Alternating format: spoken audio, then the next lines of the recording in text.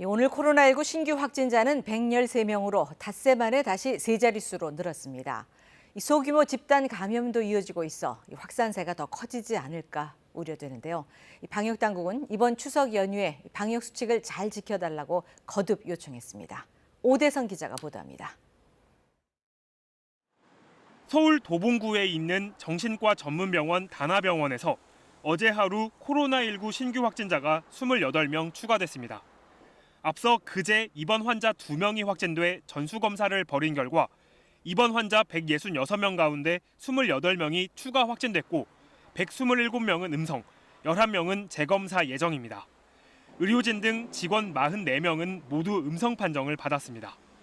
방역당국은 병원 전체를 동일 집단 격리 조치했는데 최초 감염 경로 등에 대해선 역학조사가 진행 중입니다.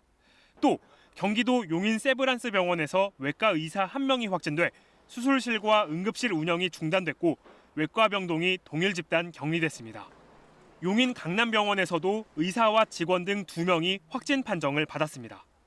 이처럼 새 집단 감염 사례가 나오고 기존 사례에서도 확진자가 이어지면서 어제 하루 코로나19 신규 확진자는 국내 발생 93명, 해외 유입 사례 20명 등 모두 113명이 추가됐습니다.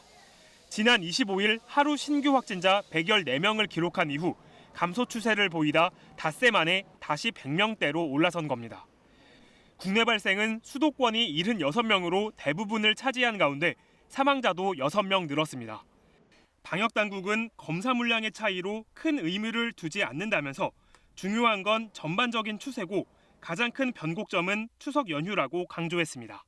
이 추석 연휴 기간에 제대로 잘 통제를 하지 못하면 추석 연휴가 끝난 이후에 며칠 후에 확진자 수가 다시 급증할 수 있는 그러한 어떤 가능성을.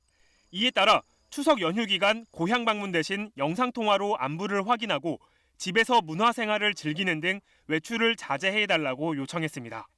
한편 서울시는 개천절 광화문 집회에 시민이 몰려 감염병 확산 우려가 있을 시 인근 6개 지하철 역사의 열차를 무정차 통과하고 버스도 우회 운행할 방침이라고 밝혔습니다.